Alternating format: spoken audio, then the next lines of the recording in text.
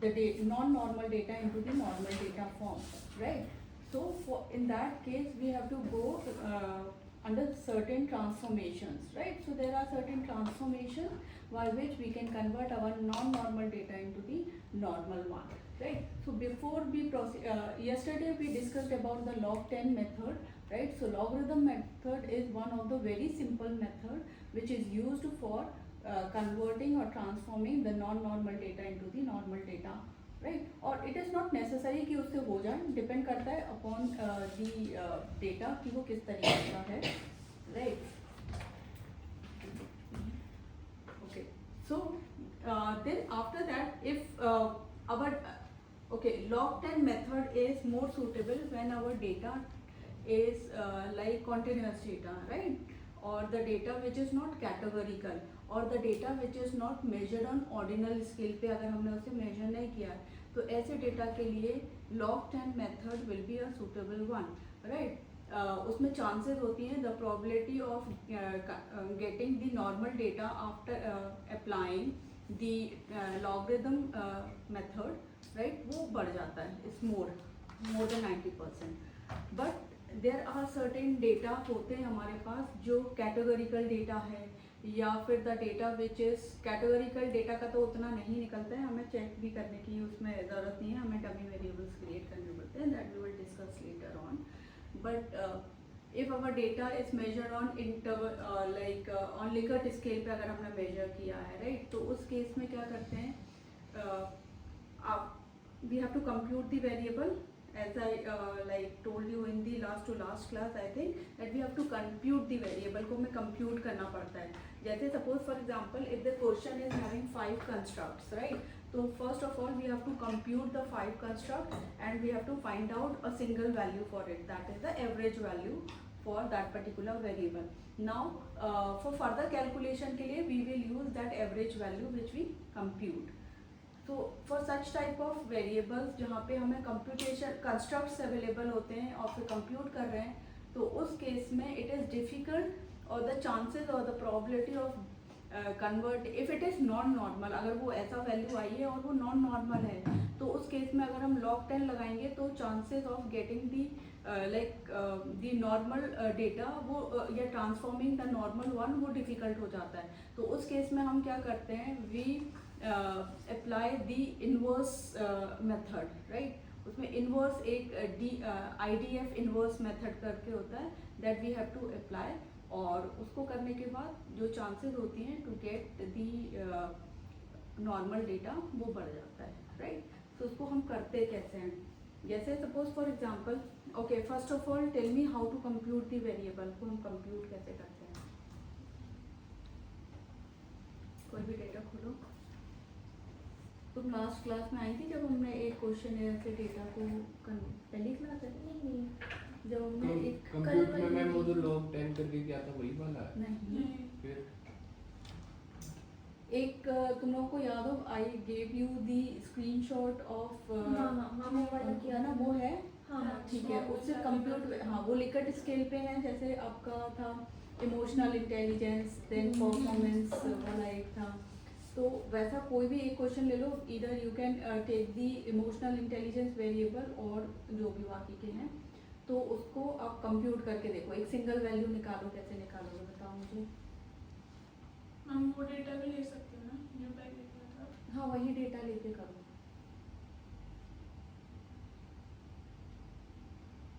या sample file में से कोई भी डेटा ले लो जिसमें वो है आपका लिकर्ट स्केल पे किया हो मेजर, मिल जाएगा.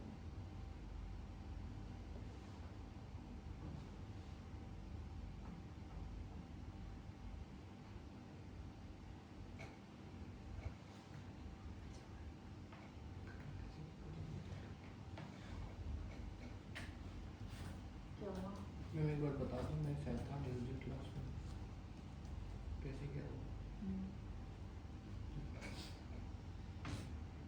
जैसे ओके, टारगेट वेरिएबल में कोई भी नाम डालो,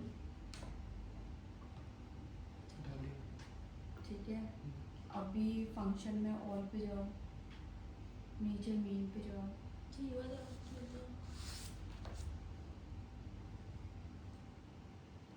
है. एम करके भी सेलेक्ट कर सकते हैं, ट्रांसफर पर ऊपर, ठीक है। अब यहाँ से कोई भी दो वेरिएबल उठा लेंगे इनमें दो से। तीन ले लो जिसको भी आपको ना, वो कंस्ट्रक्ट्स में तो उसके जितने क्वेश्चंस होंगे वो सारे आ जाएंगे, है ना।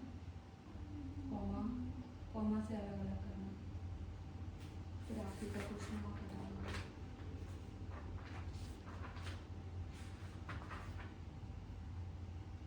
ठीक है, सपोज दो ही ले लेते हैं। ठीक है। काट के इसे।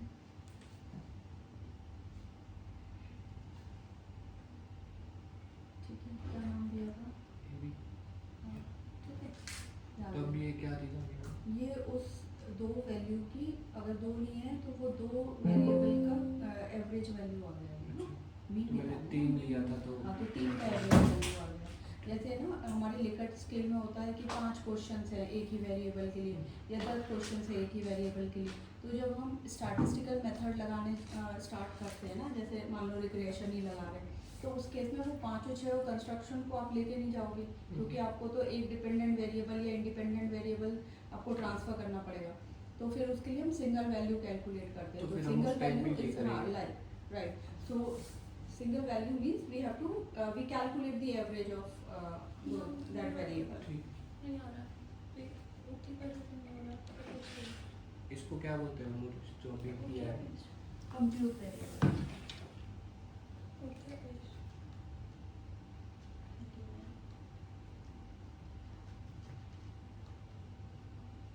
किसी तरह यहाँ target variable डालने के लिए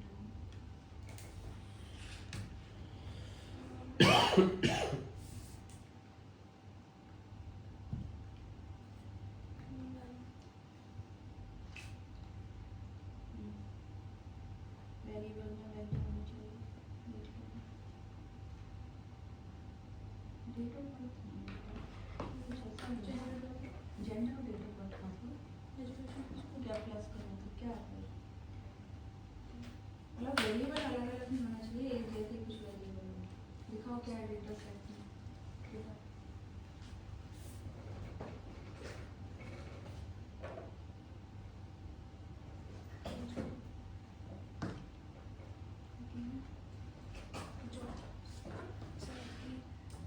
ये तो सैलरी है क्या?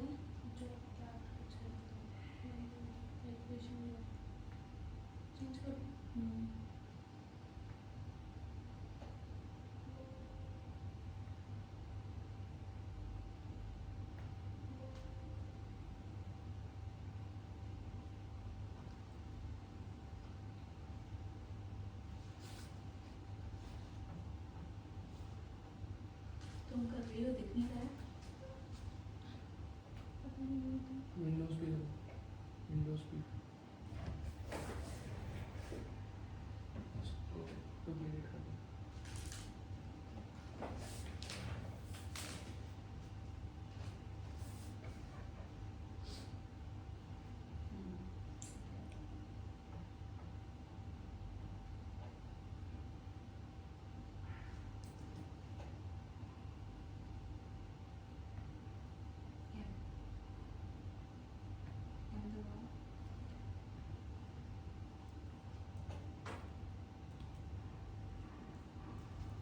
क्रिसमस ये ले लो, ये सारे कोई भी अपने हिसाब से ले लो।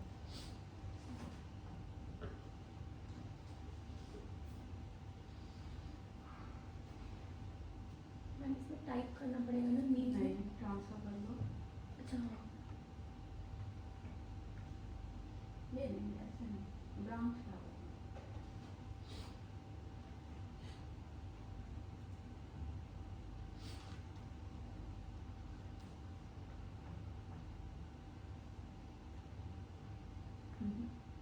कैटेगोरिकल वैल्यू करना चाहिए।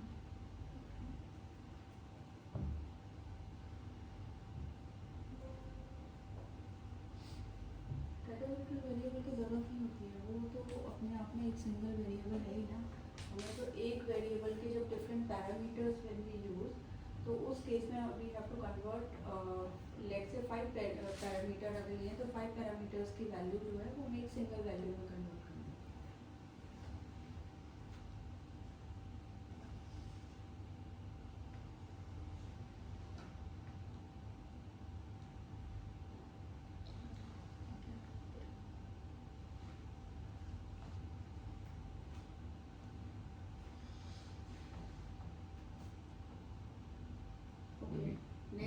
देते हैं हमारा काम इजी करने के लिए, जो हम आगे प्रोसेस करेंगे। और क्या? Okay, next is apply log 10। किसी पे लगाना है? किसी को भी लगाओ।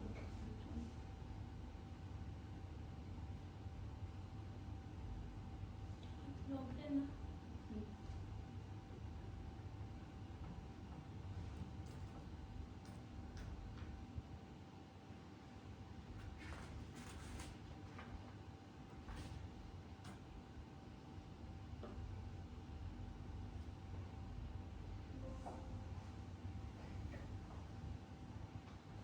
लोकल किसी एक पे लगता है, फिर ये भी 2-3 पे लगता है।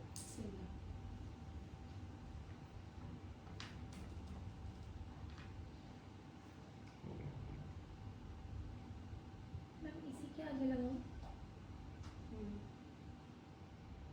इसके आगे क्या? मतलब ये मीन के आगे? नहीं, ये अलग, ये this is a different method, इससे हम we are only calculating the mean value, और वो है हम उससे लॉग वैल्यू निकालेंगे। ओके कर दो।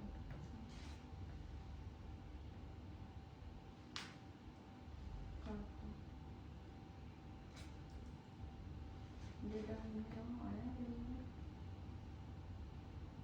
लास्ट में आएगा। साइड में आएगा, बैंक बैंक के के नाम साइड, से। बैंक के ये नाम तुमने से। क्या नाम दिया मैंने था? बैंक नाम दिया हाँ, था। ये तो याद है। तो क्या होगा? सच फिर से तो नहीं होगा इसमें? नहीं। Okay, so this is the mean value. अभी नेक्स्ट लॉग 10 निकालो। रीसेट क्या? उसी में होगा। ट्रांसफॉर्म कंप्यूट, इसको सारा बैक स्विच कर दीजिए। Reset. अब ऑन, टारगेट वेरिएबल अब इसमें लॉग 10 सर, LG10। ये वाला? इसमें भी ऊपर टारगेट वेरिएबल नाम दो,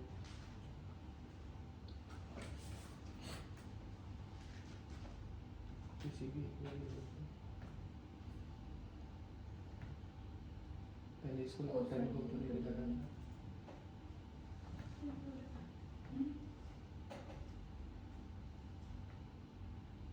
एक ही होगा इसमें ना। एक ही होगा।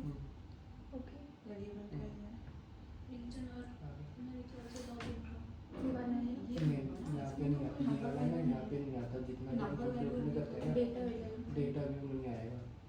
हम नाम इसीलिए देते हैं उसको ना। हाँ ये लोन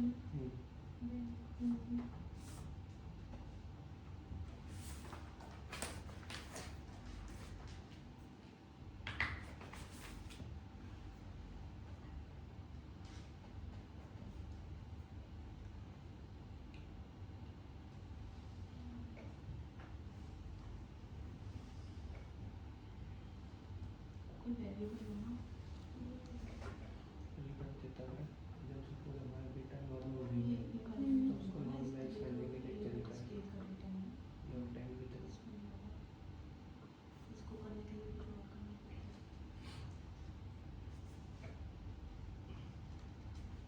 चलो देखिए करते हैं। Okay, go to analyse.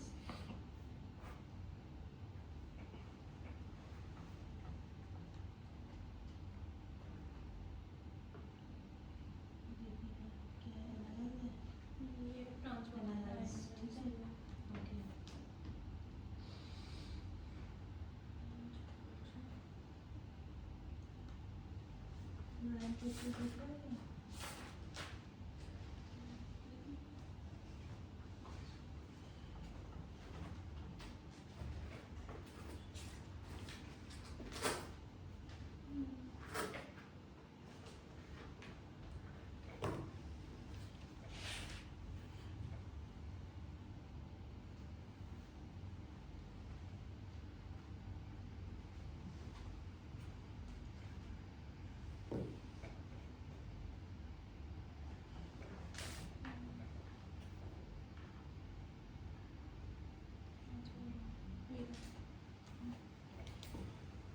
Okay. इसमें कोई वेरिएबल ट्रांसफर करो। ये कौन सा वेरिएबल है? Rank types, right hand side.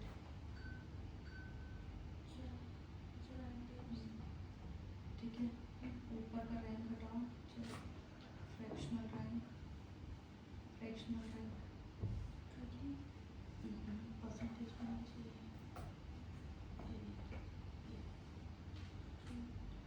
Continue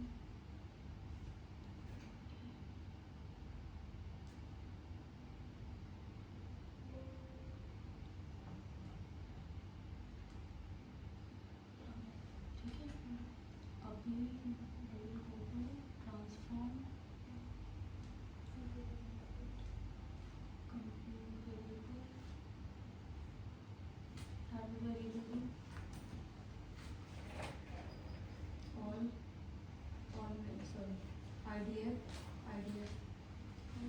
पर फंक्शनल ग्रुप में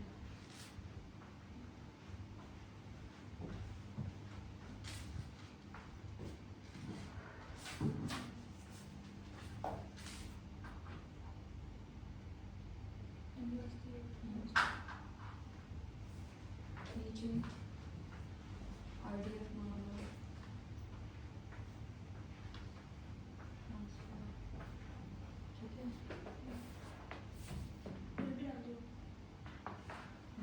जो हमने रैंक वाला किया था ना वही रहेगा ठीक है अभी इसको मिनिमाइज कर दो इसको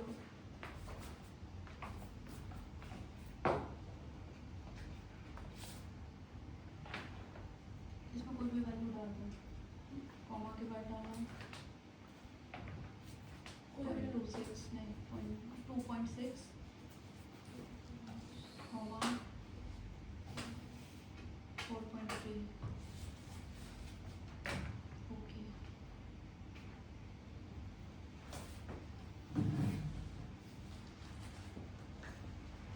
ठीक है data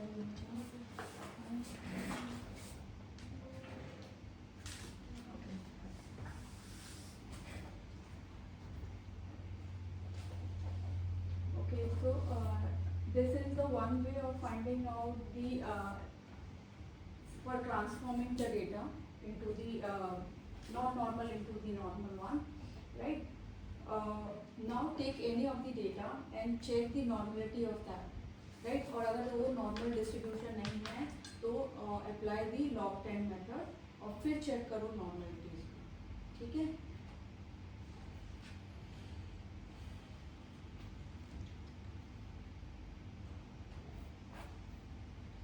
The procedure you have done अभी जो हमने जो किया है that is for the categorical data जो अभी हम करेंगे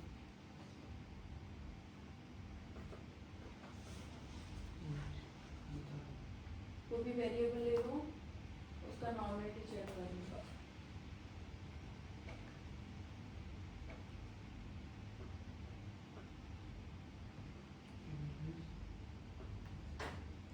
पहले नॉर्मलिटी चेक करो अभी ट्रांसफॉर्म में go to analyze descriptive statistics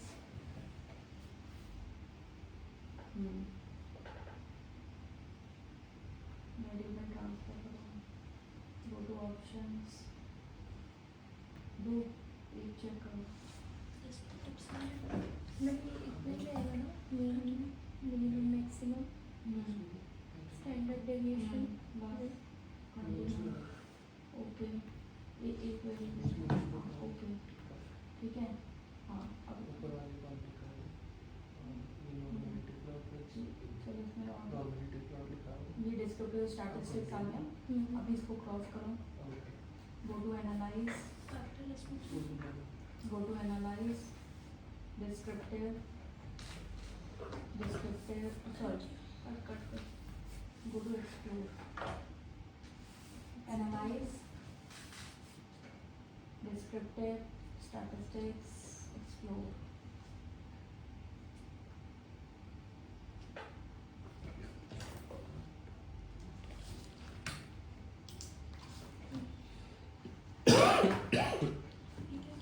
explore ना ये नॉर्मलिटी चेक करेंगे डेटा की statistics go to data statistics का नंबर मिल गया तुम टेल लगा दो तुम्हारा फिर दोबारा चेक करो कंटिन्यू plot यही कर किया go to plots ठीक है स्टेम एंड लीफ को अनचेक करो, हिस्टोग्राम को चेक करो, यहाँ पे नीचे normality plots with test continue both है क्लिक डिस्प्ले में नीचे इसमें हम ये टेस्ट में तो 0.04 आ रहा है और शिफ्टोवेल में 0.065 आ रहा है, तो एक के हिसाब से तो नहीं है नॉर्मल। क्या है सिग्निफिकेंस वैल्यू इनके 0.04 0.04 और उसमें 0.06 0.05 0.05 5 या 6 है 6 या है। जो भी है। हाँ, सो इन दिस केस अगर हम शफीडोविल्स का देखें तो it's showing that the data is normally distributed, but in case of the KS test the data is not normally distributed. मतलब बहुत ज़्यादा डिफरेंस नहीं है, बट अभी भी the value significance value is less than less than 0.05. So according to this the data is not normally distributed, मतलब actual जो normal distribution होना चाहिए डेटा वो नहीं है उसके, लेकिन थोड़े से आसपास ही है। अगर हम सफीडोविल से देखेंगे as the value is greater than 0.05 मतलब it fulfilling the criteria of normal distribution. तो मतलब इसका ये मतलब है कि वो जो डेटा है आपका वो चल सकता है, आप उसको नॉर्मल में एक्सेप्ट कर सकते हो। इस केस में अगर दोनों में से कोई एक टेस्ट भी कंप्लीट हो रहा है तो we consider that data as the normal distribution. मतलब बहुत अच्छे से नॉर्मल नहीं है बट नॉर्मल है, you can consider for your test. ये है इनमें हम दोनों में डिफरेंस क्या दीजिए, एक में तो स्लैंट लाइन है, एक में स्ट्रेट लाइन है, डॉट्स दोनों में है। ये ऊपर वाला जो हम ये नॉर्मल वाला लेते हैं, हम ये वाला कंसीडर नहीं करते हैं। हाँ, हम ये वाला लेते हैं नॉर्मल, तो हमें ये इसमें लीनियर लाइन कहते हैं इसको। तो यहाँ देखना होता है वी चेक कि majority of the value should be on the जो पॉइंट्स ऑफ इंटरसेक्शन है they should be on this line only और नियरर टू दिस लाइन। जैसे यहाँ देखो कुछ जो डेटा है यहाँ पे थोड़ा सा वेरिएशन ज़्यादा हो रहा है, तो एक्चुअल में यहाँ इस पॉइंट पे उतना बहुत अच्छे से नॉर्मल डिस्ट्रीब्यूशन नहीं है डेटा। अगर तुम हिस्टोग्राम को देखो है ना कि यहाँ इस साइड में ज़्यादा जा रहा है, फिर यहाँ नहीं जा रहा और पीक में नहीं है। तो एक्चुअल में अगर हम ये देखा जाए तो ये जो डेटा है this is not actually fulfilling the criteria of normal distribution. इसीलिए वहाँ इस केस में है कि जो प्योर नॉर्मल डिस्ट्रीब्यूशन है वो ये डेटा नहीं फुलफिल कर रहा है। तो इस केस में हम लोग टाइम से करके फिर दोबारा करके देखो जैसे कि इसमें है तुम्हारा हाँ हिस्टोग्राम देखो सबसे हाँ है ना। तो हमारा हिस्टोग्राम को अगर हम देखें तो क्या हो रहा है, हमारा ये पॉजिटिव स्क्यूनेस शो कर रहा है इसका डेटा, मतलब ठीक है। मतलब डेटा जो है वो एक साइड पे सिमेट्री बना रहा है राइट, और दूसरी साइड में नहीं है।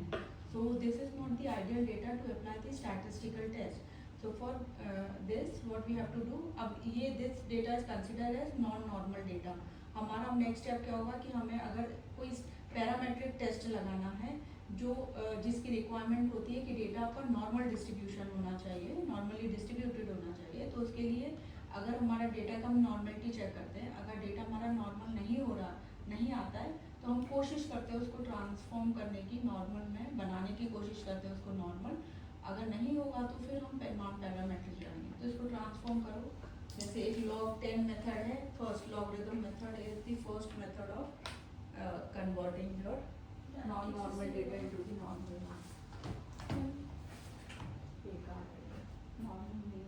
वेल शेप जैसा अप्रॉक्सीमेट वेल शेप जैसा कर्व बनना चाहिए आपका।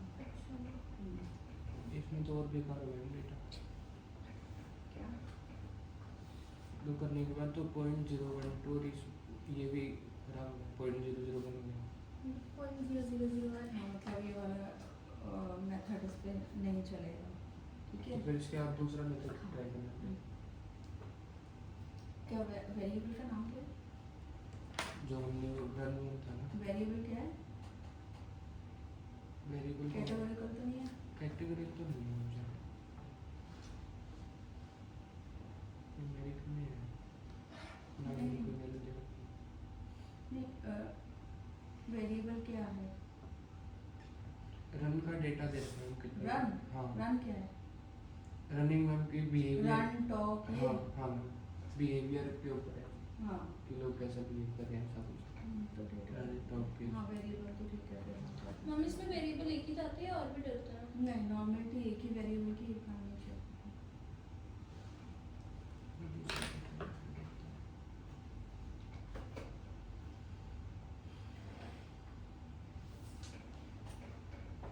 okay so for second method first of all find out the descriptive statistics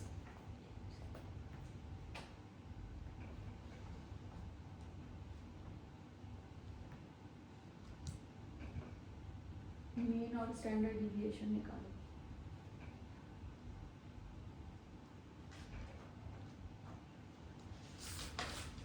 option में देख लो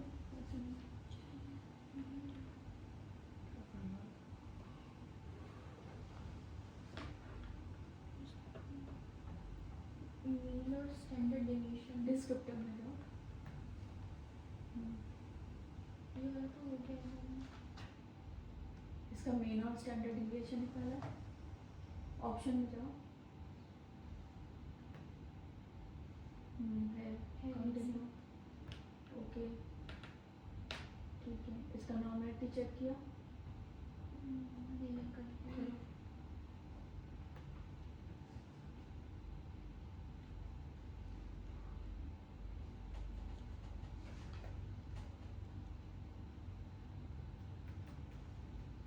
पहले नॉर्मेलिटी चेक करो ना क्रॉस क्रॉस क्रॉस सब पूरा क्रॉस कट करो उसका हाँ नॉर्मेलिटी चेक कंप्यूट नहीं analyze analyze explore analyze descriptive explore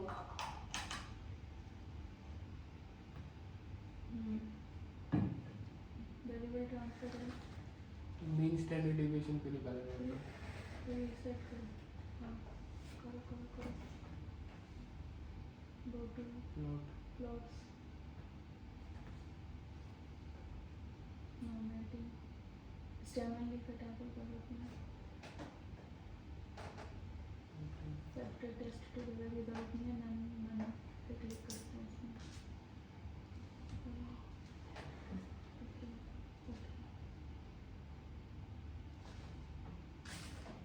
ठीक है मतलब ये डेटा हमारा नॉर्मली डिस्ट्रीब्यूटेड नहीं है इस पर ग्राफ बनाओ ग्राफ कैसे बनाओगी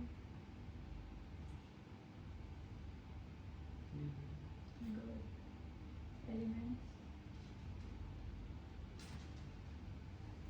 डिस्ट्रीब्यूशन आपका कर क्लोज क्लोज कट कर दो उसको इसको इसको भी कट करो ठीक है मतलब ये क्या है कौन सा कर्टोसिस शो कर रहा है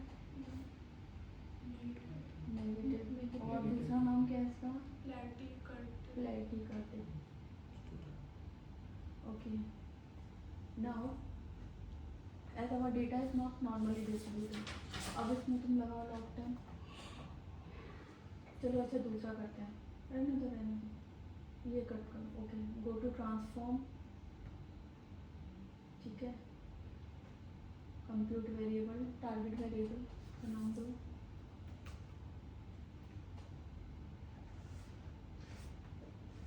और IDF इनवर्स ऊपर ऊपर फंक्शन ग्रुप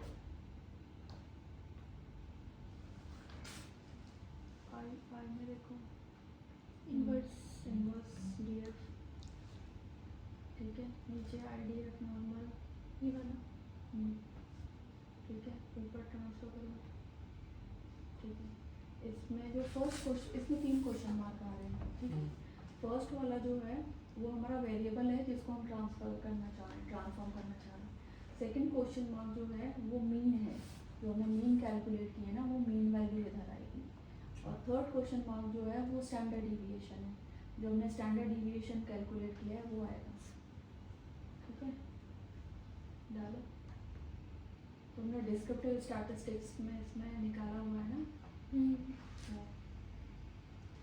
ये वाला भी था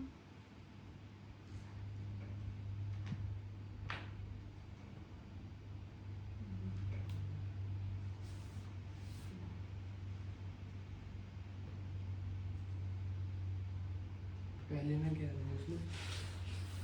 पहले मैं वेरिएबल लूँगी।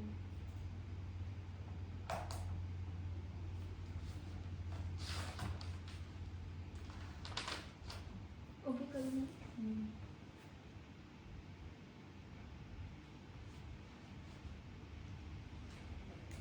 दूसरे में मतलब तीसरे में data data data standard deviation.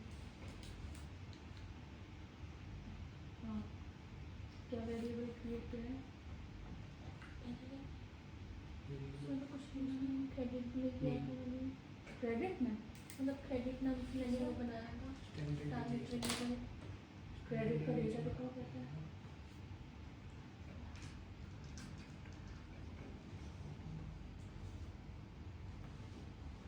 Okay, so like if you not get the data for the variable, right? The second step that we can do is we go to transform, जाओ transform, ठीक है? Then rank cases, right? Transfer the variable, जो भी तुमने किया है वो variable transfer करो। एक ही हाँ, जो भी क्रेडिट किया था तो क्रेडिट करना, जस्ट रन करो क्रेडिट ट्रांसफर रैंक टाइप्स,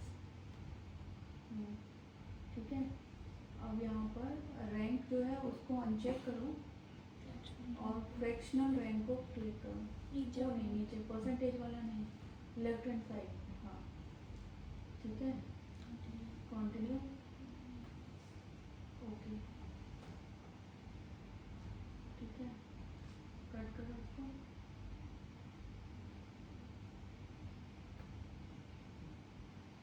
ठीक है, यहाँ देखो डेटा क्रिएट हुआ होगा।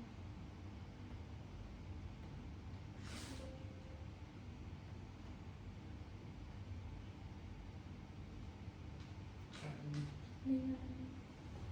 क्या है क्रेडिट का कोई और वेरिएबल होगा, कोई और क्रेडिट का देखिए। डेटा बताने के लिए।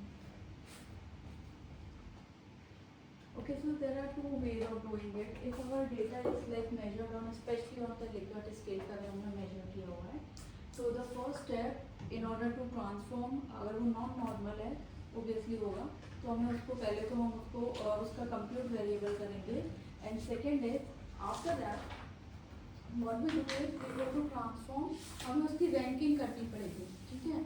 हम उसका rank cases निकालेंगे, rank type, तो rank value चाहिए हमें, ranking करेंगे, right? So we go to transform, then the rank cases, and then after that we select the variable, और left hand side पे जो rank types है उसमें हम जाएंगे, उसमें rank जो selected होता है default में, उसमें fractional rank पे select करनी है हमें, rank fractional rank चाहिए, ठीक है।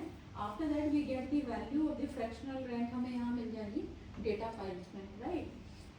After that the next step क्या होगा, अगेन वी गो टू फिर हमें अब उसको ट्रांसफॉर्म करेंगे उस वेरिएबल को, तो कैसे करेंगे, वी गो टू ट्रांसफॉर्म और फिर सेम वही रहेगा, ट्रांसफॉर्म में जाएंगे, टारगेट वेरिएबल का नाम देंगे, टारगेट वेरिएबल का नाम देने के बाद then we select the inverse DF in the functional group में जाएंगे, एंड देन आफ्टर दैट जो नीचे वाला जो ग्रुप है उसको क्या कहते हैं, राइट?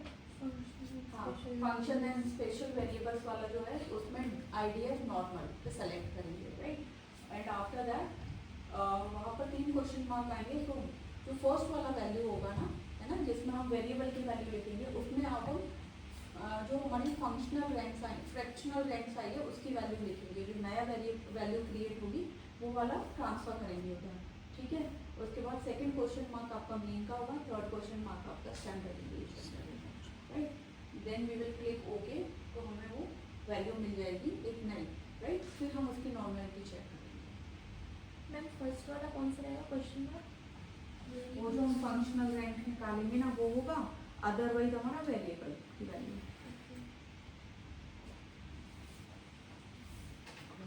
करके देखो,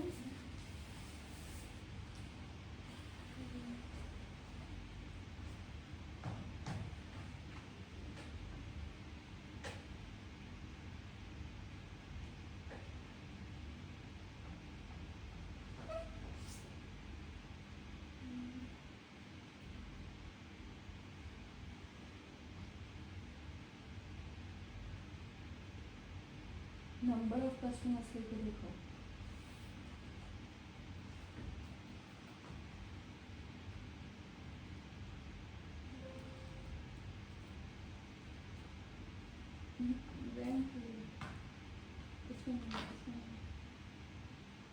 फंक्शनल रैंक तुम्हारा नीचे जो दिख रहा है आया ना फंक्शनल लेफ्ट हैंड साइड पे सबसे लास्ट में. Fractional rank. हाँ फ्रैक्शनल रैंक इसको ट्रांसफर करेंगे. ठीक है. Inverse CFV. IDF number transfer. अब ये फ्रैक्शनल रैंक है इसको ट्रांसफर करो.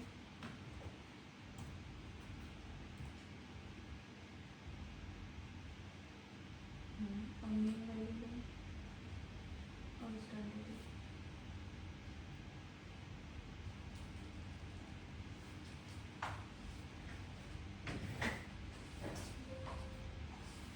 फ्रैक्शनल रैंक लो ना. फ्रैक्शनल रैंक लिया मैंने ये वाला. हाँ ये वाला वेरिएबल यही लिया है. हाँ ये फर्स्ट वाला आर क्रेडिट वही है. अच्छा ठीक है. इसको कट करो. एक हाँ कॉमन है. हाँ कॉमन है.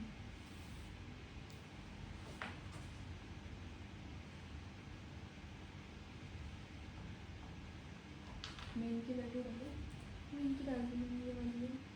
कहाँ है मेन की वैल्यू. नंबर्स में होनी चाहिए ना. अच्छा नंबर्स में होंगे.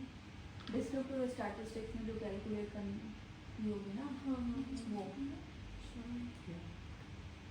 डिस्क्रिप्टिव स्टैटिस्टिक्स में जो मीन की वैल्यू कैलकुलेट करोगे ना वो आप यहाँ पे कॉपी पेस्ट करोगे या फिर वैसे लिख लो.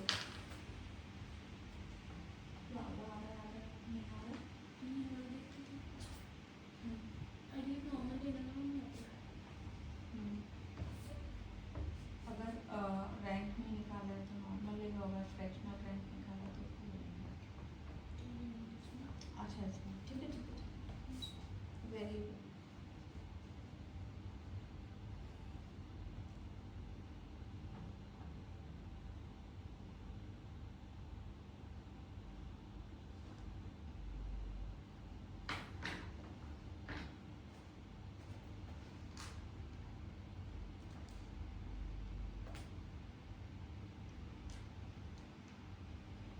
मीन की वैल्यू है एक ही वेरिएबल होगा ना.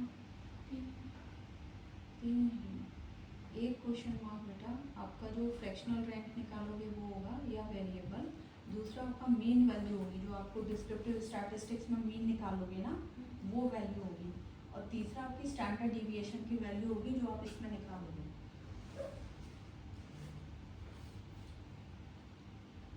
स्टैंडर्ड डिवीजन की वैल्यू कहाँ पे निकलेगी? बेटा वो डिस्क्रिप्टिव स्टैटिस्टिक्स में निकलेगी ना. हाँ डिस्क्रिप्टिव्स में हाँ हाँ. और मेरे को इसकी निकालनी है. तो ऑप्शन में तो ये यहाँ पे इसमें तो गया है. अरे कंटिन्यू करो ना आउटपुट में आएगा. इधर आएगा. तब इसको वहाँ पे कैसे एंटर करना है? या तो तुम लिख लो या कॉपी कर लो. अच्छा मैम ये डाल दिया इसमें मीन की वैल्यू. समझ गया. ओके करो. स्टैंडर्ड ये क्या है. वो ये वाला था number of customer. Second number का ये वाला था. नहीं ये फर्स्ट हमने ये किया ना. हाँ ये फर्स्ट ही फ्रैक्शनल बैंक के लिए. मीन है. अभी स्टैंडर्ड डिविएशन की वैल्यू डालो ना. अच्छा स्टैंडर्ड. कॉमा करके जहाँ पे मीन कैलकुलेट किया है ना वहाँ पे स्टैंडर्ड डिविएशन भी आया होगा. अच्छा अच्छा.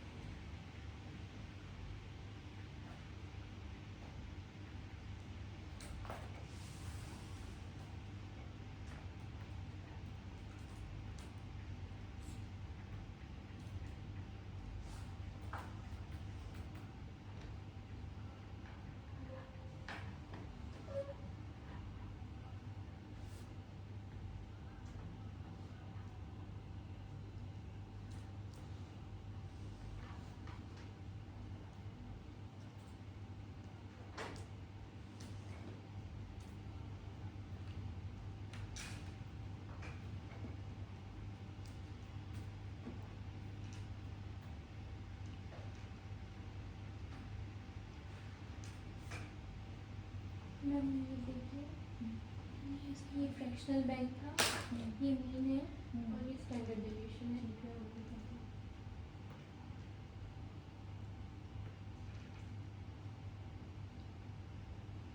मैम मेरे को तो वो नहीं चेक करो।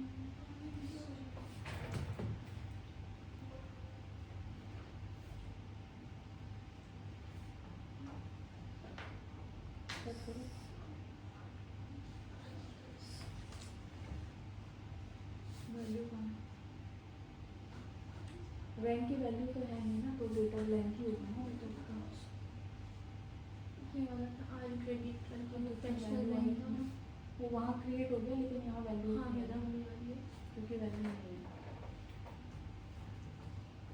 इसमें कुछ तो ब्लैंक आ है, कुछ नहीं आ गया। वो डेटा ठीक नहीं है। दूसरा ले लीजिए मैम हम्म। सैम्पल।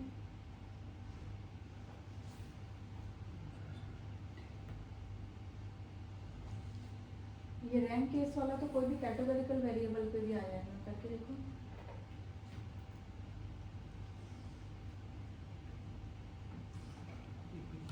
इसका नाम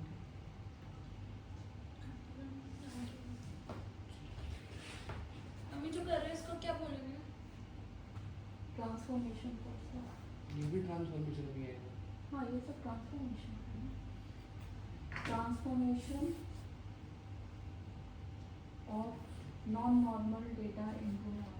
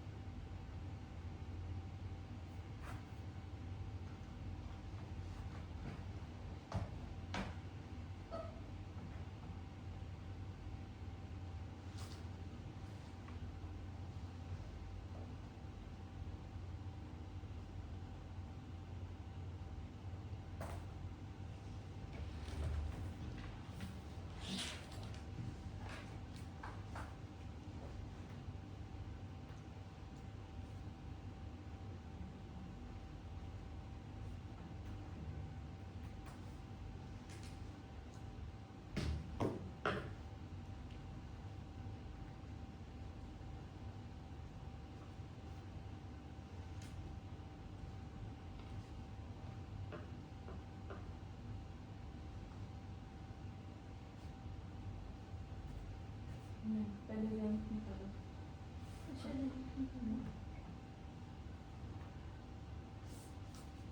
रैंक केसेस।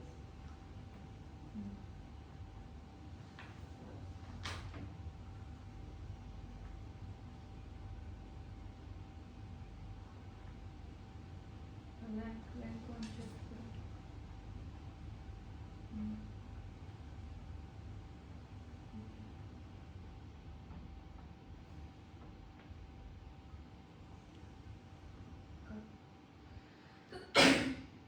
डेटा व्यू में चेक करो,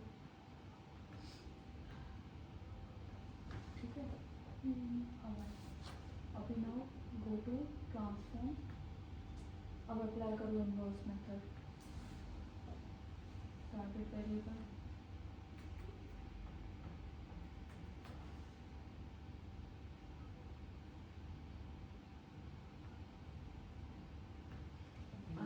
आपको इनवर्स अप्लाई करने के लिए मीन और स्टैंडर्ड डिविएशन की वैल्यू चाहिए। हाँ वो यहाँ तो वो है, और करो। ट्रांसफॉर्म रैंक केसेस यहाँ पे आपने इसमें फ्रैक्शनल टाइप पे है नहीं फ्रैक्शन में होगा ओके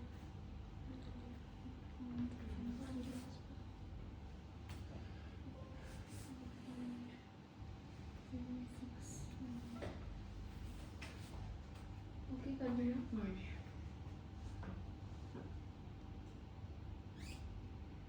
ये वाली है क्या?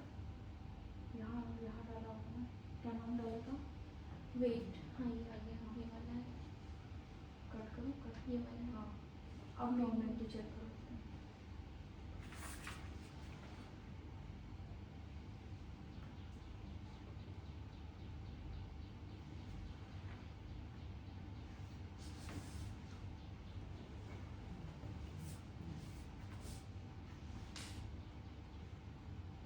नॉर्मलिटी चेक करो। लॉग 10 वाला। नहीं नॉन, अब चेक करो डेटा नॉर्मल डिस्ट्रीब्यूटेड है कि नहीं। नॉर्मल क्रॉस करो। हाँ एनालाइज में जाओ, डिस्क्रिप्टिव में जाओ, एक्सप्लोर में जाओ, वेरिएबल ट्रांसफर करो जो नया क्रिएट हुआ है, वेट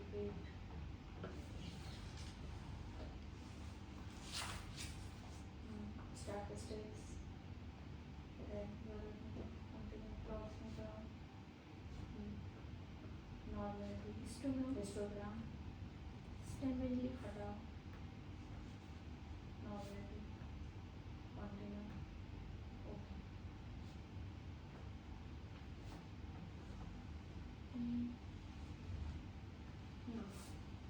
वैल्यू क्या है? 1 which is greater than 105. Data is normally distributed according to this test. यहाँ पर भी सिग्निफिकेंस में भी वैल्यू क्या है? 200, 0.20. 0.200। ठीक है, which is again greater than 0.05. Histogram check करो, नॉर्मली डिस्ट्रीब्यूटेड होना चाहिए। देखो बिल्कुल परफेक्ट है। This is the perfect histogram for the normal distribution, मतलब almost perfect. बेटा ग्राफ बना उस पे।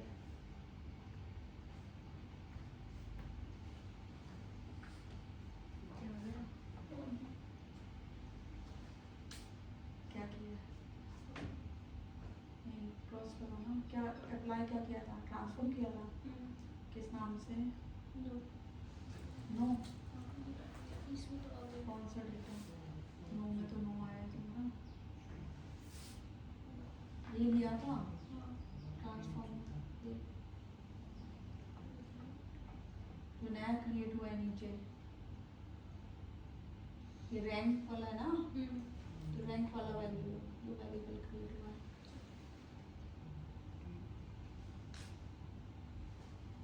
फ्रैक्शनल रैंक नीचे,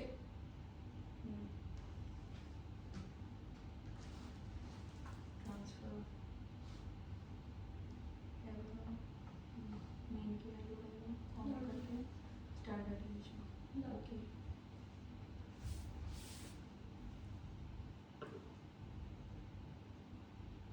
क्रॉस टेबल में आया ना,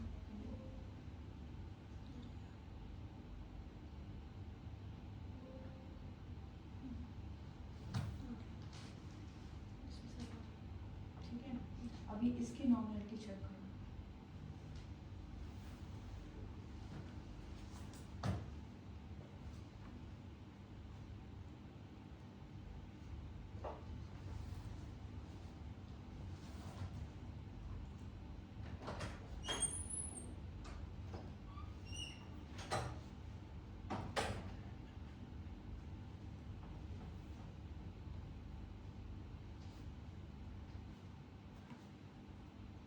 अब जो न्यूली क्रिएटेड वेरिएबल है, ये जो आया है हाँ इसका 1 आया होगा, देखो रैंक, इसलिए 1 के केस में ना जनरली ये ब्लैंक हो जाता है। तो अब इसका नॉर्मलिटी निकालो 8 12 का मतलब हाँ ये हाँ जो न्यूली क्रिएटेड होगी।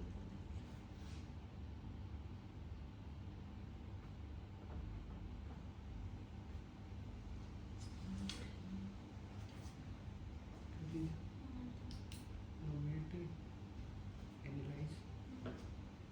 descriptive statistics, explore. एक्सप्लोर ठीक है, वेरिएबल ट्रांसफर करो, नया करो जो नया क्रिएट हुआ है, नो तुम्हारा रीसेट, नीचे रीसेट है ना, उसको दबा दिया करो तो रीसेट हो जाएगा। ट्रांसफर सोर्स नॉर्मलिटी स्टेमन लीव हटा के हिस्टोग्राम कंटिन्यू, जैसे यहाँ ऊपर भी हम नाम दबा सकते हैं। यहाँ पे ओके ठीक है, हमारा डेटा तो अभी भी नॉर्मली डिस्ट्रीब्यूट नहीं है।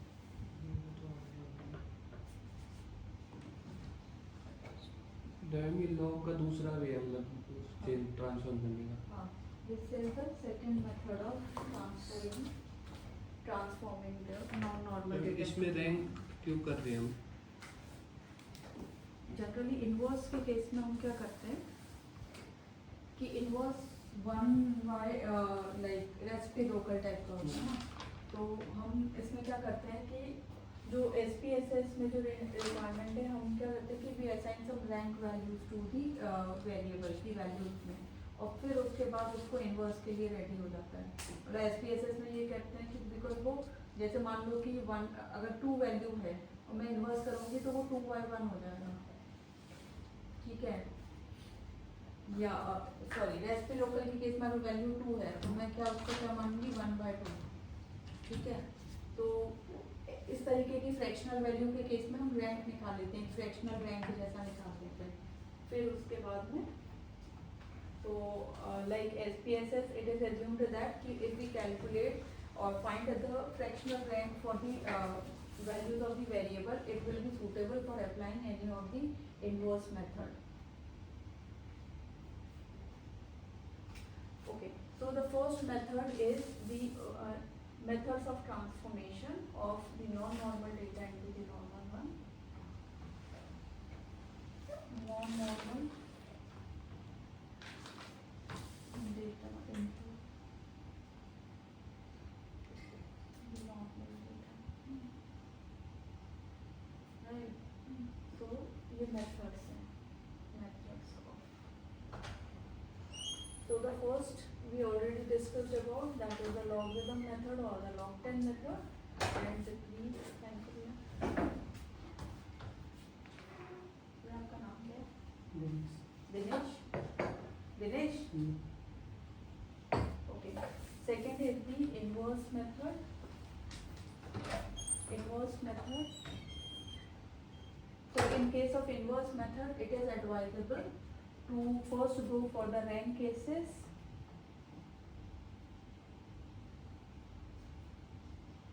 Rank cases, and then find out the fractional ranks, and then apply inverse. Then apply inverse. Yeah.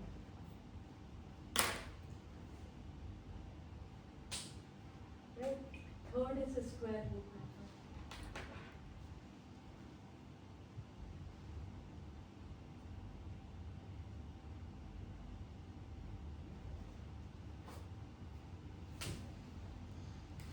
अभी आपने रैंक प्रोसेस के नीचे क्या लिखा है?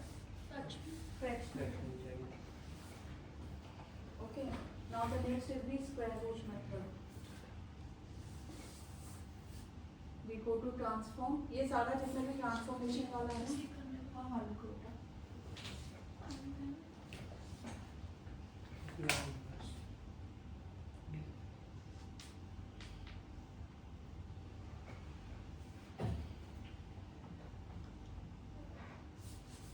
इनवर्स वाला तो हम बहुत लंबा हो गया प्रोसेस।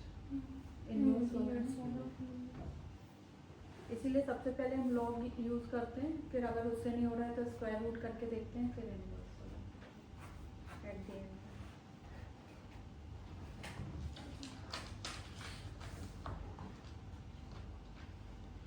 और जब मैंने रैंक किया ना तो कॉलम आ गए थे, मतलब 2 वेरिएबल्स आ गए थे जब रैंक निकाले ना, 2 वेरिएबल्स में आ गए थे।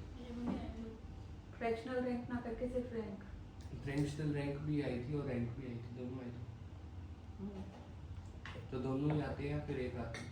नहीं नहीं, फ्रैक्शनल रैंक में सिर्फ एक आएगा, जैसे रैंक नहीं आएगा उसमें। अगर हम रैंक पे मैंने 2 फंक्शन निकाले थे, 2 वेरिएबल आए हैं, एक तो रैंक का है, एक फ्रैक्शनल रैंक का है। जैसे यहाँ पे 2 है ना, तो 2 ही होते हैं। तुमने रैंक ही सेलेक्ट कर रखा होगा, इसीलिए रैंक आएगा। अगर हम रैंक को अनचेक कर देंगे तो फिर सिर्फ फ्रैक्शनल रैंक आएगा। अच्छा, इस केस में सिर्फ हमें फ्रैक्शनल रैंक चाहिए, हाँ, रैंक नहीं चाहिए। नहीं। ठीक।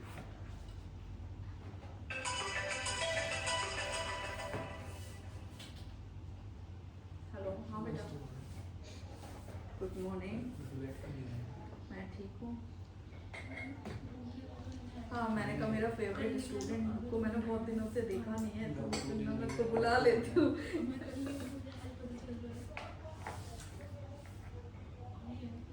गलती से सही हो जाए ना। ओहो, हाँ हाँ, चलो एंजॉय करो, एंजॉय करो। नहीं नहीं नहीं नहीं नहीं, बिल्कुल नहीं, कोई काम नहीं। मैं नाम लिख लेता हूँ। नहीं नहीं, seriously there is no as such, कोई काम नहीं है। वो तो कल मालविका कह रही थी, मैम ना मैं सानिया नहीं आ रही है ना, मैं बोर हो रही हूँ, तो मैं ना मेट्रो में बोर हो जाती हूँ। मैंने कहा ठीक है, उसको बुला लो। मैंने भी बहुत दिनों से नहीं देखा है, तो अभी आज मैंने सुबह जो उसका हुआ मैसेज आया था, तो मैंने उसको बोला था आज सानिया ऑल्सो टू कम।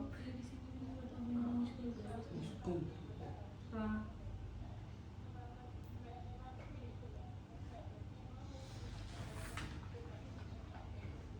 नहीं नहीं नहीं, ऐसा सच कोई काम नहीं है, यू एंजॉय। इसका ये भी चलो पढ़ के समझा जाएगा। हाँ हाँ, अभी सेक्शंस डिवाइड किए हैं।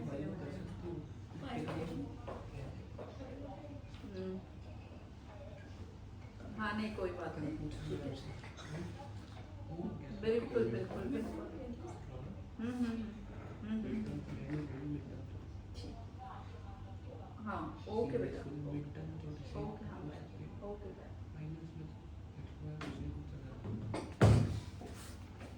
So it is also called SQRT भी हम इसे कह सकते हैं, SQRT भी कह सकते हो आप लोग। Okay, so how we apply the last method? We go to transform. आधा तो तुम लोग ही बता सकते, बताओ कहाँ जाओगे? कंप्यूटर में जाते हैं। Right, compute variable, target variable पे करो क्लिक, नाम दो कोई भी। आपको जो भी वेरिएबल को ट्रांसफॉर्म करना है, पहले तो उसकी नॉर्मेलिटी चेक कर लेनी चाहिए हमेशा, मालूम तो चले कि मेथड कितना एप्लीकेबल है। पर हम सीख रहे हैं तो चलो ठीक है, करते हैं। फिर हम एक वेरिएबल पे तीनों मेथड लगा के देखेंगे। टारगेट वेरिएबल, कोई भी नाम दे दो।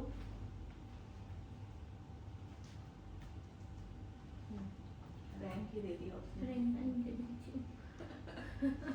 कुछ आ ही नहीं रहा मन में। ठीक है, अब SQRT ढूंढो। फंक्शन ग्रुप में है। हाँ, फंक्शन ग्रुप में नहीं है। फंक्शन में नहीं होगा, नीचे उसमें हो सकता है। और में होगा। राइट, और में जाओ, यहाँ देखो SQRT।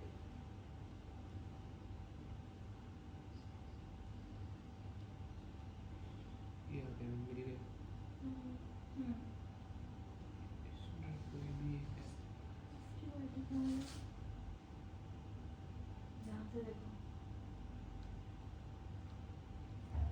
ध्यान से देखो, SQRT मिलेगा कहाँ पे है? और में निकल गया इसके अंदर। ये मिल गया मिल गया। इसमें यहाँ पे इसलिए ढूंढने में थोड़ा सा दिक्कत हो रही है क्योंकि वो स्मॉल में लिखा है। हाँ, जैसे कि कैपिटल में लिखा तुम लोग ना SQRT कैपिटल में जूम कर रहे होगे, हम एक्सपेक्ट कर रहे होगे जैसे हाँ है।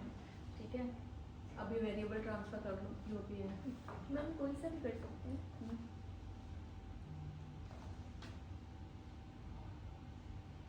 अभी एक ही ट्रांस- करना है ना? हाँ, ये करने में नॉर्मेलिटी चेक करनी होगी इसकी।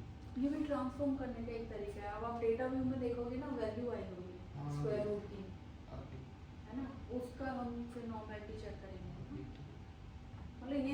मेथड हम तभी अप्लाई करेंगे जब हमारा डेटा ना नॉन नॉर्मल है। तो पहले हम कोई भी हमारे पास डेटा अवेलेबल है वेरिएबल का, we check the normality. If it is coming as non normal, अगर वो हमारा नॉर्मलिटी चेक कंप्लीट नहीं कर पा रहा है, वो पास नहीं कर पा रहा है, तो हम उसको ट्रांसफॉर्म करेंगे फिर, है ना, कि चलो इसको आप ट्रांसफॉर्म करके देखते हैं, क्योंकि हमें अपना पैरामीट्रिक टेस्ट लगाना है। हमें स्टैट्स में क्या है कि इसमें भी इंस्टाग्राम आएगा क्या? वो तो नॉर्मलिटी इसमें चेक नहीं आएगा बेटा, नॉर्मलिटी चेक करने के केस में आएगा। ठीक है। देखो एक इम्पॉर्टेंट चीज़ है स्टैटिस्टिक्स में, वो ये है कि लाइक जो इम्पॉर्टेंट स्टेप है स्टैटिस्टिक्स में, that is to apply any of the to form the hypothesis, है ना। हमेशा पूरा स्टैटिस्टिक्स अगर पूरा रिसर्च अगर आप देखोगे तो हाइपोथेसिस टेस्टिंग पे चलता है। कि क्या करते हैं कि सबसे पहले एक हाइपोथेसिस फॉर्म करते हैं which is a tentative solution for, कोई भी आपने प्रॉब्लम आइडेंटिफाई किया, उसकी एक टेंटेटिव सोल्यूशन जो हमें मिलती है by performing the literature review, right. तो लिटरेचर रिव्यू के बाद वी गेट एन एक एस्टिमेटेड वैल्यू हमें कुछ मिल जाती है, एक अंदाज़ा लग जाता है कि ठीक है इस पर्टिकुलर प्रॉब्लम का ये सॉल्यूशन हो सकता है, राइट। नेक्स्ट स्टेप ये होता है दैट इज टू चेक कि whether that problem is whether that solution और एक्सपेक्टेशन इज राइट और रॉन्ग। जो हमारा एस्टिमेटेड हमने क्लेम किया है, एस्टिमेशन जो लगाया है, क्या वो सही है या गलत है, राइट। तो पूरी सारा का सारा स्टैटिस्टिक्स ही उस पर बेस्ड है या रिसर्च उसी पे ही बेस्ड है। हमें चेक करना है कि whether and that claim is called as hypothesis in statistics, right. या रिसर्च में हम उसको हाइपोथेसिस कहते हैं। अब हाइपोथेसिस टेस्ट करने का ही पूरा का पूरा रिसर्च जो है वो इसी पे ही है। जितना भी एनालिटिकल मेथड है ना, वो वही है to test the hypothesis, right. अब हाइपोथेसिस कई तरीके से फॉर्म होती है, और on the basis of hypothesis, on the basis of the type of data, on the basis of the number of variables and on the basis of your research objective कि वो क्या है, वी फाइंड। जैसे मान लो अगर मैं एक claim मुझे ये फाइंड आउट करना है कि क्या प्रोडक्शन ऑफ क्रॉप्स और रेनफॉल में कोई रिलेशनशिप है, ठीक है, मेरे को ये मालूम करना है। तो मैं कैसे मालूम करूँगी? या मुझे ये मालूम करना है कि way of teaching and the performance of the student का में कोई रिलेशनशिप है, या वर्किंग आवर्स या study hour of the students and their grades, क्या इन दोनों के बीच में कोई रिलेशन है, राइट। या companies work environment and the performance of the employees या satisfaction level of the employees, इन दोनों के बीच में कोई रिलेशन है। So for such type of अगर मुझे ये स्टडी करनी है तो उसके लिए मुझे क्या करना होगा? मुझे कोई ऐसा मेथड ढूंढना होगा which tells me about which help me in finding out the relationship between the two, जो मेरे लिए दो वेरिएबल है या दो से ज़्यादा भी हो सकते हैं, राइट, बिटवीन द वेरिएबल। तो अब मुझे मालूम है अगर मुझे रिलेशनशिप स्टडी करनी है दो वेरिएबल्स के बीच में, राइट, तो I can go with the correlation के साथ में जा सकती हूँ या फिर मैं रिग्रेशन के साथ में जा सकती हूँ। स्पेशली जब हम एक सिंपल रिलेशनशिप को स्टडी करना है तो we go with the correlation analysis,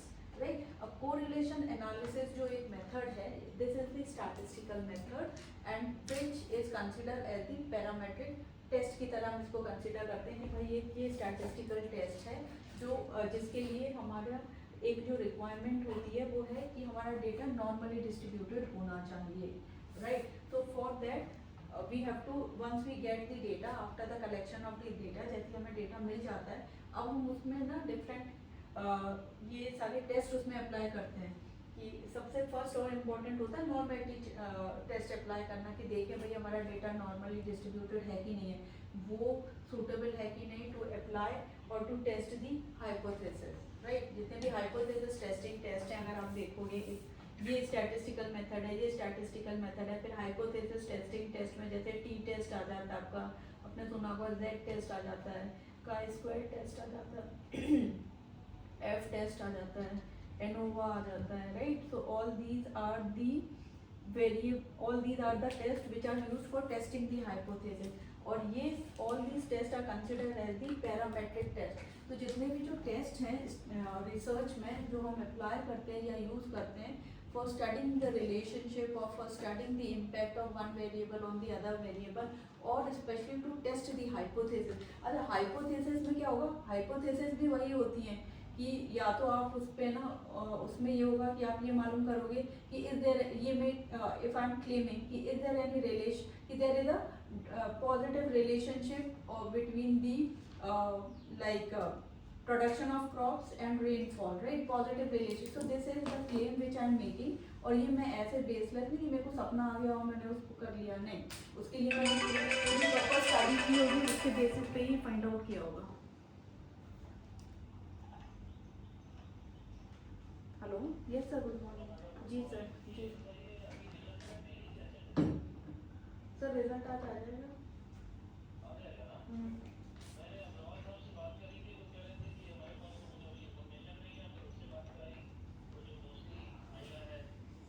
शुक्रिया।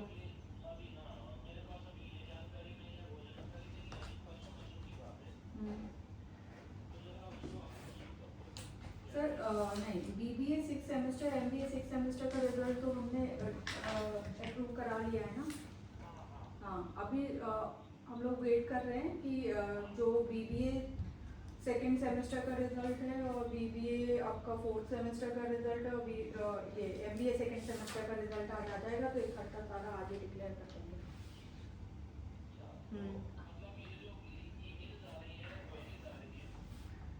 उसमें तो बच्चा सर उसमें अगर किसी स्टूडेंट को प्रोविजनल मार्क्स स्टेटमेंट चाहिए तो वो तो हम बना के दे रहे हैं ना एडमिशन पर्पस से। हाँ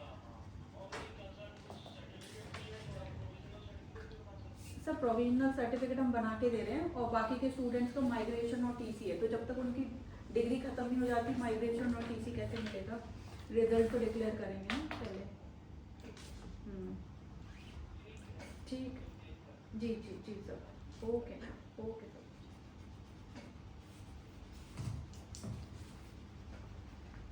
ओके, सो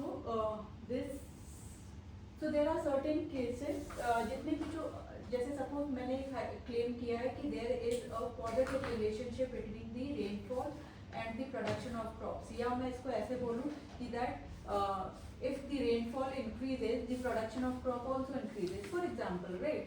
तो उस केस में ये मेरा एक क्लेम हो गया, इसको मैं कहूँगी हाइपोथेसिस। अब मुझे इसको टेस्ट करना है, तो इसको टेस्ट करने के लिए ये इसमें से मैं कोई भी मेथड लगाऊंगी, राइट? तो ये जितने भी अभी ये मेथड्स हैं, these are called as the parametric test. जितने मेथड्स हैं उनको दो कैटेगरीज में डिवाइड किया है, एक को कहते हैं पैरामेट्रिक टेस्ट और दूसरे को कहते हैं non parametric test. Parametric test में वो सारे टेस्ट आ जाएंगे जिनकी रिक्वायरमेंट, जिनके कुछ एजम्पशंस हैं और अगर उनके एजम्पशंस फुलफिल होंगे, right? There are certain assumptions. पहला होता है कि नॉर्मल डिस्ट्रीब्यूशन होना चाहिए डेटा का, फिर जितने भी जो वेरिएबल्स हैं वो एक दूसरे से इन्फ्लुएंस नहीं होने चाहिए, इंडिपेंडेंट टू ईच अदर होनी चाहिए उनकी वैल्यूज। फिर कुछ में होता है कि अलग अलग रिक्वायरमेंट्स हैं कि मीन वैल्यू जो है वो ज़्यादा नहीं होनी चाहिए या कम नहीं होनी चाहिए, या मीन से बहुत वेरिएशन बहुत ज़्यादा नहीं होना चाहिए, लेस वेरिएशन होना चाहिए। इस तरीके के कई सारे एजम्पशंस होते हैं जो हम जब टेस्ट करेंगे, हर एजम्पशन के अपने कुछ कुछ एजम्पशंस होते हैं, राइट? लेकिन उसमें दो तीन कॉमन है, वो ये है, सबसे पहला नॉर्मल डिस्ट्रीब्यूशन का सबसे कॉमन है, राइट? जो सब में एप्लीकेबल है। ये जितना भी पैरामेट्रिक के टेस्ट है उन सब टेस्ट की रिक्वायरमेंट एक जो है, that is the data should be normally distributed होना चाहिए आपका। अगर डेटा नॉर्मली डिस्ट्रीब्यूटेड नहीं है, इट मीन दैट कि ये डेटा पे पैरामेट्रिक नहीं लग सकता है। फिर हम उसमें नॉन पैरामेट्रिक पे जाते हैं, तो नॉन पैरामेट्रिक भी अपने आप में बहुत सारे टेस्ट हैं, राइट? जैसे आपका like for example here like sign test is there, rank test is there, after that the next is Kruskal-Wallis test is there, right? बहुत सारे टेस्ट हैं जो आपके 4th सेमेस्टर में हैं, उसमें से 3 से 4 टेस्ट 4th सेमेस्टर में हैं जो हम पढ़ेंगे। अभी यहाँ पे हमें शायद कोरिलेशन और रिग्रेशन भी बहुत ज़्यादा नहीं पढ़ना है, कोरिलेशन पढ़ना है, टाइम सीरीज कोरिलेशन यही सब पढ़ना है, right? So these are the thing. तो पैरामेट्रिक के केस में हमें ये चेक करना पड़ेगा। अगर हमने ये सोचा है कि ठीक है, मुझे लेट से फॉर एग्जांपल अगर मैं सोचूं मुझे टी टेस्ट लगाना है, ठीक है, तो टी टेस्ट मुझे अब ये पता है कि टी टेस्ट एक पैरामेट्रिक टेस्ट है और पैरामेट्रिक टेस्ट के लिए मेरा जो डेटा है वो नॉर्मली डिस्ट्रीब्यूटेड होना चाहिए। तो बिफोर अप्लाइंग टी टेस्ट में ऐसे नहीं मैं बस मुंह उठा के टी टेस्ट लगा दूंगी, नहीं, मुझे अपने डेटा को पहले चेक करना पड़ेगा कि वो एजम्पशन फुलफिल कर रहा है कि नहीं कर रहा है टी टेस्ट के। तो उसमें सबसे पहले नॉर्मल डिस्ट्रीब्यूशन है तो मैं नॉर्मलिटी चेक कर लूँगी सबसे पहले। अगर वो नॉर्मल नहीं है तो मैं पहले ट्रांसफॉर्म करके देखूंगी। तो ट्रांसफॉर्म के केस में फर्स्ट है कि मैं पहले log 10 मेथड अप्लाई करके देखूंगी उससे हो रहा कि नहीं हो रहा। अगर उसको अप्लाई किया फिर नॉर्मलिटी चेक की, अगर वो नॉर्मल नहीं हो रहा है, नॉर्मलिटी चेक टेस्ट पास नहीं कर रहा है, then I will apply the square root method apply करके देखूंगी। अगर स्क्वायर रूट से भी नहीं हो रहा है फिर मैं इन्वर्स अप्लाई करके देखूंगी। अगर इन्वर्स से भी नहीं हो रहा है तो मैं डिक्लेयर कर दूंगी कि इस डेटा का कुछ नहीं हो सकता। इसमें एक और कंडीशन होती है कि हम आउटलायर्स चेक कर लेते हैं, ठीक है। आउटलायर्स चेक करने के बाद अगर कुछ आउटलायर्स दिख रहे हैं उसमें तो आउटलायर्स को हम रिमूव करके भी देखते हैं कि आउटलायर्स को मैं रिमूव करके फिर देखूँ कि है ना मेरा डेटा नॉर्मली डिस्ट्रीब्यूटेड है कि नहीं है। क्योंकि कभी कभी क्या होता है नॉन नॉर्मल की कंडीशन आउटलायर्स की उसमें भी हो जाती है, आउटलायर्स की प्रेजेंस में भी हो जाती है। तो आउटलायर्स को रिमूव करके भी आप देख सकते हो कि आपका डेटा जो है वो नॉर्मली डिस्ट्रीब्यूटेड है, नॉर्मली चेक कर सकते हैं ये।